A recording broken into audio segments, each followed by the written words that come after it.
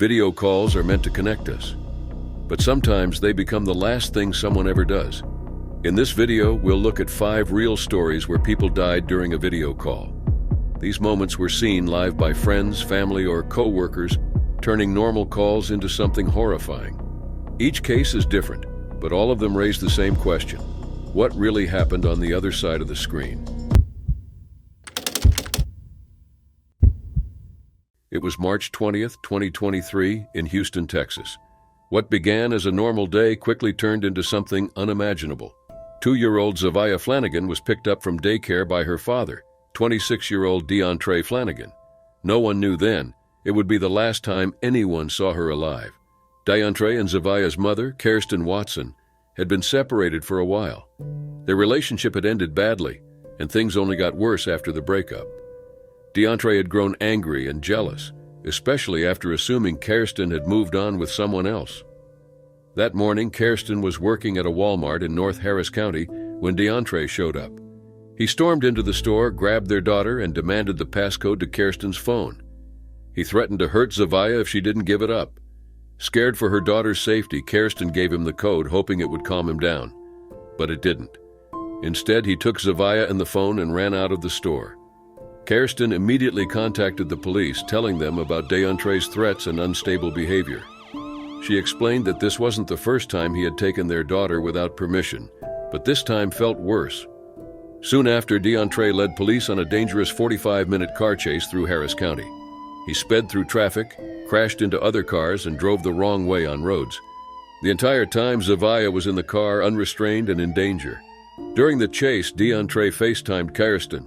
What she saw on the screen was devastating. DeAndre began hurting their daughter in real time. Kirsten could only scream and beg him to stop. She cried that it was his daughter and that she loved him. But DeAndre did not stop. At one point, he said that she only loved that man, and that she was the one who had done this to their daughter. Kirsten's father, Curtis Watson, was also on a call during the incident. He tried to talk DeAndre down, but there was nothing he could do. He later said that DeAndre showed him the lifeless body of his granddaughter on the phone. The pain he felt in that moment was something he said no one should ever experience. Police tracked DeAndre using the phone's location. They eventually caught up with him, but he refused to stop. He kept driving recklessly until finally crashing. After a tense 20-minute standoff, the Special Weapons and Tactics team arrested him. Zavia was rushed to the hospital, but the injuries she suffered during the chase and from what had happened in the car were too severe. She didn't make it. Kirsten was left with a grief that words couldn't describe. Kirsten had tried to warn authorities about DeAndre before. She had filed reports telling them he was unstable and could be dangerous. But nothing had been done in time. Now she faced a loss no parent should ever have to endure. As the investigation continued, the story shocked the community. Court records later revealed more disturbing details, including the FaceTime video where Kirsten could be heard screaming that her daughter was being hurt. DeAndre's legal team claimed the child's death was due to the crash, but the jury didn't agree. They found him guilty of taking her life intentionally. During the trial, DeAndre's behavior remained erratic. At one point, he even lunged at a news camera in the courtroom and had to be restrained. Eventually, he was sentenced to life in prison without parole. On what would have been Zavia's 3rd birthday, Kirsten and her family gathered to honor her memory. They released balloons into the sky, holding on to the little girl's memory. Though nothing can undo what happened, those who loved Zavia continue to remember her. Her story remains a painful one, but it will not be forgotten.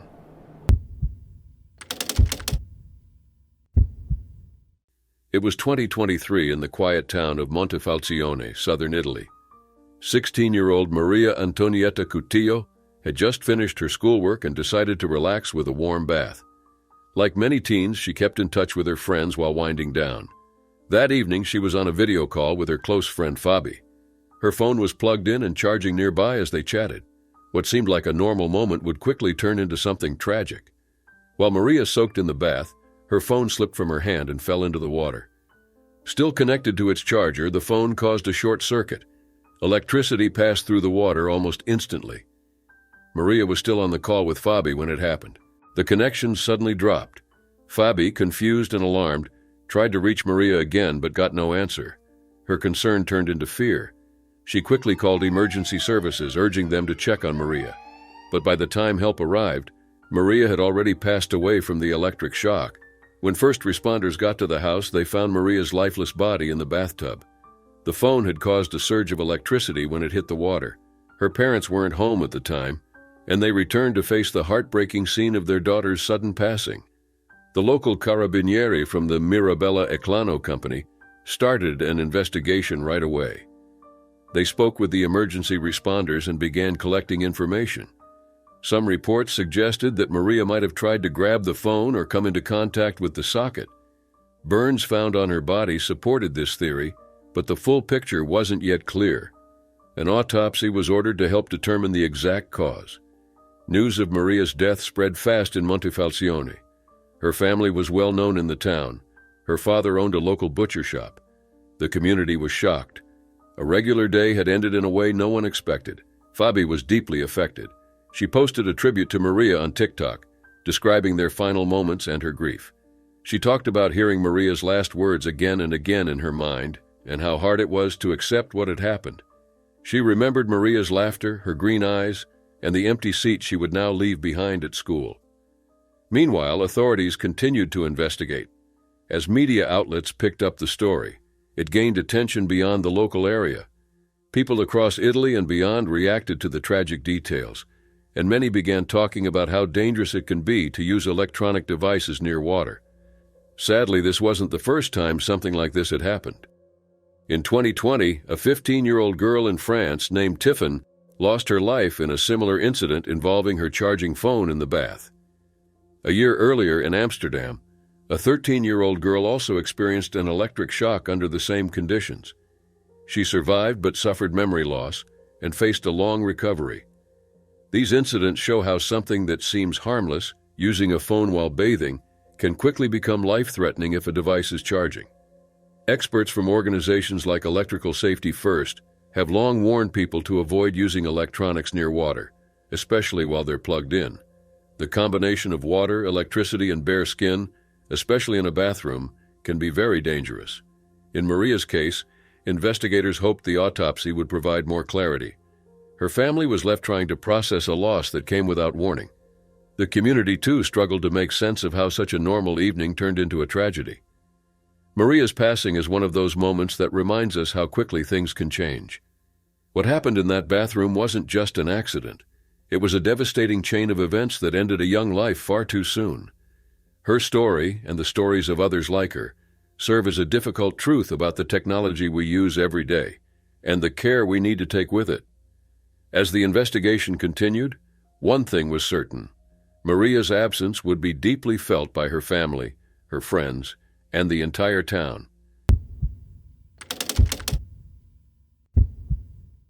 It was May 21, 2020, in Amityville, New York.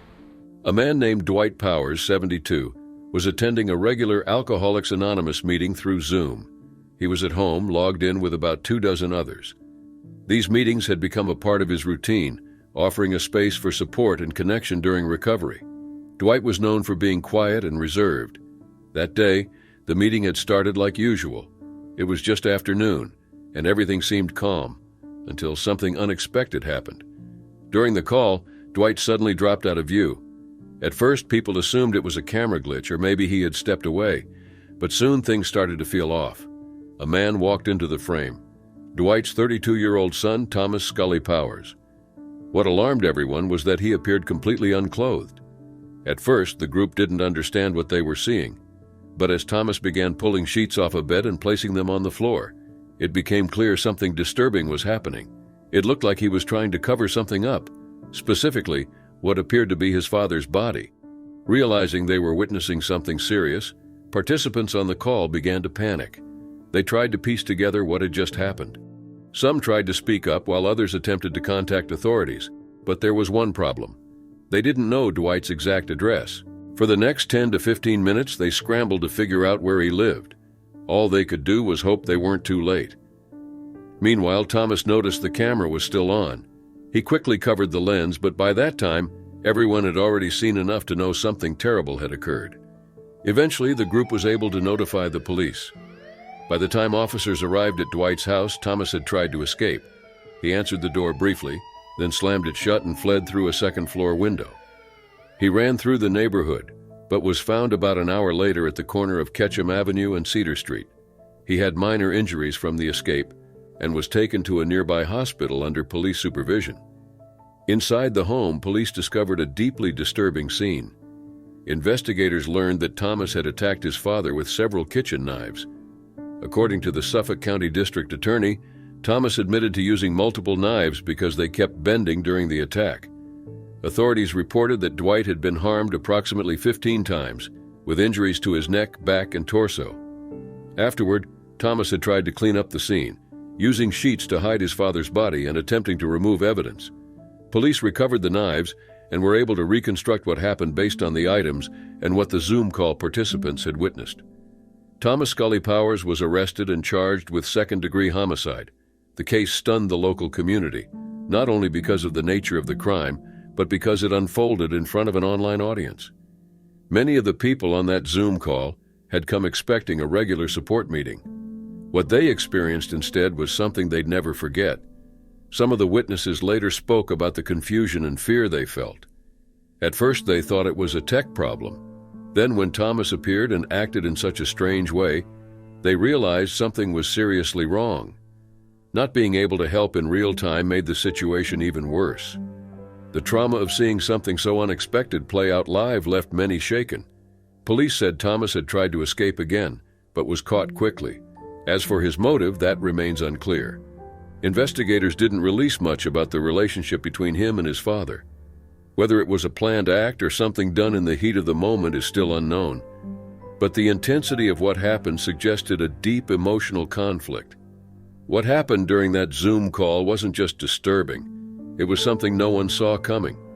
A normal afternoon meeting became a horrifying experience that left a lasting impact on everyone who witnessed it. And for those who knew Dwight Powers, the loss was painful and difficult to understand.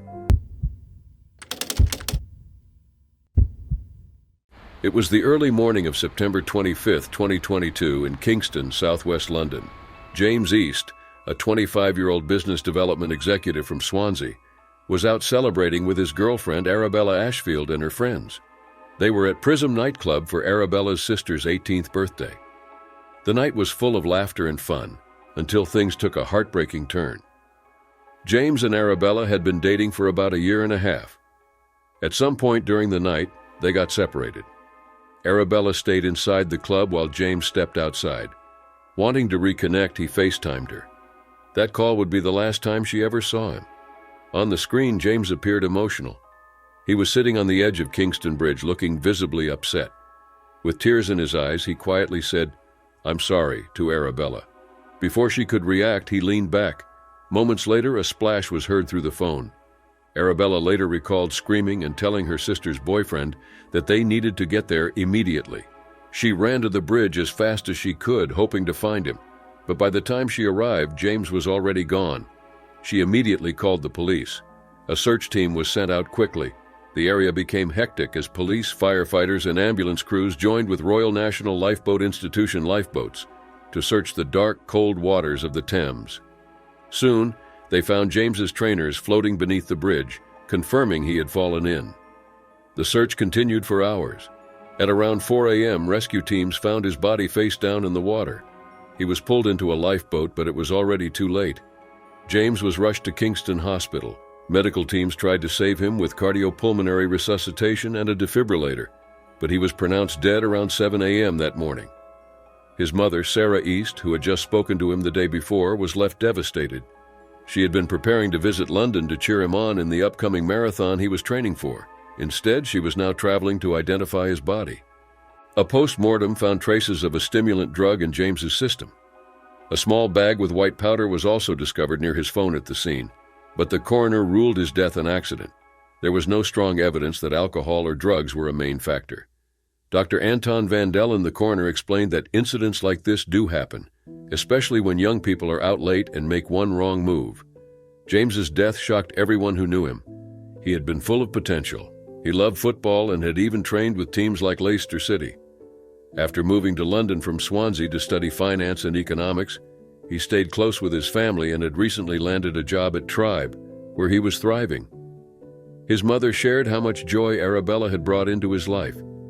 She said that those 18 months were the happiest they had ever seen him. The couple had just gotten a puppy and were making plans to move in together. Their future had seemed set until it was suddenly taken away. Arabella, shaken by what happened, at first wondered if James had jumped on purpose. But the coroner dismissed that idea, saying it was more likely he lost his balance while sitting on the bridge wall. His death, though tragic, was not intentional. Dr. Van Dellen pointed out that many young people in London go out and enjoy themselves on the weekends. Sadly, sometimes things go wrong. That night, James had been in good spirits. There were no signs that anything was wrong. James left behind a strong impression. His sister Abigail shared how even his boss, who had only known him for 6 weeks, had traveled to his funeral. He had said that he knew James was special from the moment he interviewed him. The funeral was packed with people whose lives James had touched. Just days before the London Marathon, James's life was cut short.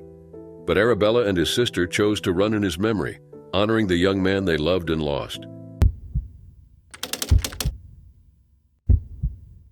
It was August 11, 2021 in Altamonte Springs, Florida. Shemaiah Lynn, a 21-year-old mother of 2, was on a Zoom call with co-workers from her apartment. She was trying to balance her job while caring for her small children. During the meeting, something unexpected happened. A loud noise rang out, and Shemaiah suddenly vanished from the screen. Just moments before, she had been talking normally. One of her co-workers saw her fall backward in her chair and quickly realized something was seriously wrong. In the background, a baby's cry could be heard. The co-worker immediately called 911, telling the dispatcher that she believed Shemaiah had been seriously injured. Emergency responders arrived at the apartment shortly after. Despite their efforts, there was nothing they could do. Shemaiah had suffered a fatal injury to her head. The scene was heartbreaking, and those who had seen her on the call were left in shock. As investigators looked into what happened, they uncovered a devastating truth. One of Shemaiah's toddlers, just 2 years old, had gotten hold of a loaded handgun. The gun, which belonged to Shemaiah's boyfriend, Veandre Avery, had been left inside a child's Paw Patrol backpack in the bedroom. The child, unaware of the danger, had accidentally fired it, and the bullet struck Shemaiah while she sat at her computer. The investigation showed that the gun had not been secured and was easy for a child to reach. Shemaiah didn't know the weapon was there. The people on the Zoom call had no idea what was unfolding. What began as a normal work meeting ended in tragedy after just one careless moment. The child who found the gun was unharmed. Another toddler, also in the apartment, was not injured either. But the emotional impact on the children and the rest of the family would be long-lasting. The kids were placed in the care of relatives, their lives forever changed. Veandre Avery was not home when it happened. He returned shortly after and found Shemaiah. In a panic, he called 911. He told the dispatcher he had just come home and found his girlfriend unresponsive, covered in blood. He tried to save her by performing cardiopulmonary resuscitation, but it was too late. Due to his emotional state and the presence of other firearms, police handcuffed him at the scene for safety. He was later charged with manslaughter and failing to secure a firearm. Authorities said the gun should never have been left where a child could reach it. Officer Roberto Ruiz Jr. publicly urged all gun owners to keep their weapons locked and safely stored, saying tragedies like this can be avoided. Shemaiah's death wasn't an isolated incident. According to Everytown for Gun Safety, in 2020 alone, there were 369 unintentional shootings by children in the United States, resulting in 142 deaths. These numbers have only grown. Days before Shemaiah's death, a similar tragedy happened in North Carolina where a toddler accidentally fired a gun and fatally injured their father. A few months earlier, another child found a gun in their mother's purse and accidentally caused her death. Each case followed the same pattern: young children gaining access to unsecured firearms.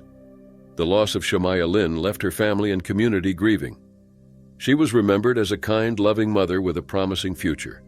Her children, now growing up without her, are a daily reminder of how quickly life can change. Veandre Avery's legal case brought further attention to the importance of responsible gun storage. He faced charges that could lead to up to 15 years in prison. Whether he meant for it to happen or not, the consequences were life-altering. Stories like this continue to spark conversations about safety, responsibility, and prevention. The hope is that people learn from these tragedies before another innocent life is lost. For those who knew Shemaiah, her memory lives on, not just as a victim of a tragic mistake, but as a mother who deserved more time.